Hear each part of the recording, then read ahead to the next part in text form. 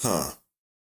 So, as of today, the social media platform TikTok is getting banned here in the US, and going down with it is the editing software known as CapCut.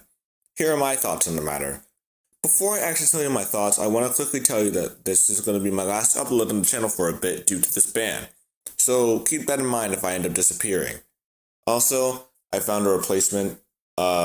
It's Rednote and Vita. They're pretty much just TikTok and CapCut again, so that's awesome. It makes my job way easier. So, yeah, let me get into my thoughts.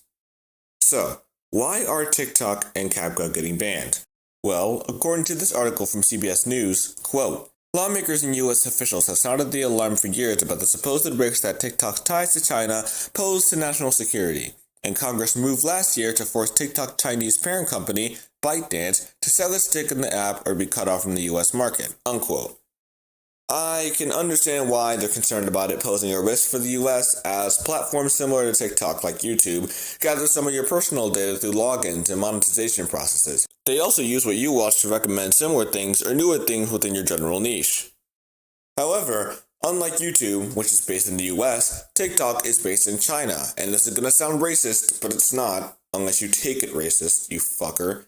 It's entirely possible that the people working down in ByteDance could use our personal data or what we watch for nefarious and spyware purposes. And I'm not the only one who thinks so. Yet again, here's another article from the CBS News website. Quote, U.S. officials have repeatedly warned that TikTok threatens national security because the Chinese government could use it as a vehicle to spy on Americans or covertly influence U.S. public by amplifying or suppressing certain content. The concern is warranted, they said, because Chinese national security laws require organizations to cooperate with intelligence gathering. FBI Director Christopher Wray told the House Intelligence Committee members last year that the Chinese government could compromise American devices through software, unquote. Now, please do not get the wrong idea. I'm not saying that the Chinese government is spying on the Americans via TikTok. I'm saying that fear is probably one of the reasons it's banned. And when you look at CapCut, this fear is even more warranted because now they just straight up have both access to your personal data and your files. Now, some of the reasons I think it's getting banned is because of stupid people. Yeah, stupid people. Stupid people and their devious licks, fucking Benadryl challenges, and stupid kids dancing in the middle of the hallway shaking their non-existent cheeks for the camera may be a big contributing factor as to why TikTok is getting the ban hammer. Because one thing these challenges all have in common is that they're harmful in some way, shape, or form. For example, I'm sure I don't need to introduce the Devious Lick challenge to you all, assuming that you're above the age of 5, but it was a pretty popular trend a couple years ago, and very, very fucking harmful. Hundreds, if not thousands of schools across the US were hit with this trend hard, with shit like sinks, soap dispensers, and even entire fucking toilets being nabbed in the name of views and virality. It's all fun and games until you consider what it's like to be on the receiving end of these destructive deeds. We're looking at $7,000 worth of damages for what? A chuckle from your classmates? You sure sell them what, didn't you, Frank?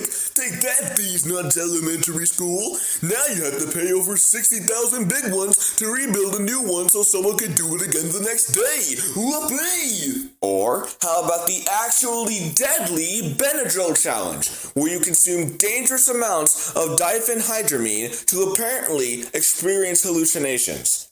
Now, I probably shouldn't have to explain why taking abnormally high doses of cold medicine is a really bad idea, but let me just give you the facts. Here's a quote from drugfree.org. Quote, the maximum allowed dose in a 24-hour period is 6 tablets for children 6 to under 12 years of age and 12 tablets for adults and children over 12 years of age. Taking more than the recommended amount can lead to nausea, seizures, or even death.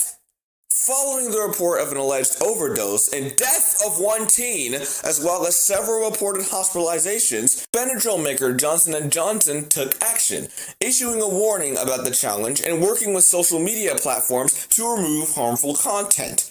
The Food and Drug Administration, or the FDA, followed with a health warning about taking Benadryl at more than recommended doses. Several organizations partnered to educate parents and caregivers about the risk of online challenges and the importance of medication safety. End quote. This should summarize what I'm saying well enough. So, where do I go from here? Well, honestly, I'm not too certain. I've been editing on CapCut for almost as long as this channel has existed, and now with this ban, it's going to be hard for me to shift back to another software so suddenly. It's quite sad, actually, as some of my upcoming videos weren't even close to being done when this ban was announced.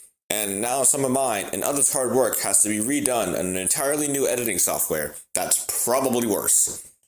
But I'm not just gonna sit here and neglect how utterly fucking greedy CapCut was in its final few months, making damn near everything a paid feature and committing the downright evil act of adding watermarks to videos. It completely missed the appeal of CapCut. CapCut was the go-to editing software for most people because of its amazing free-to-use features and the fact that there wasn't a watermark on your video whenever you exported it, making your video less embarrassing and free of branding.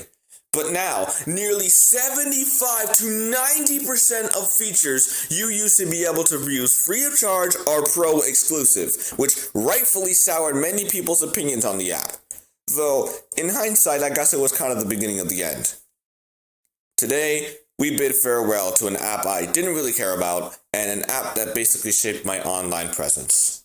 Goodbye, CapCut and TikTok.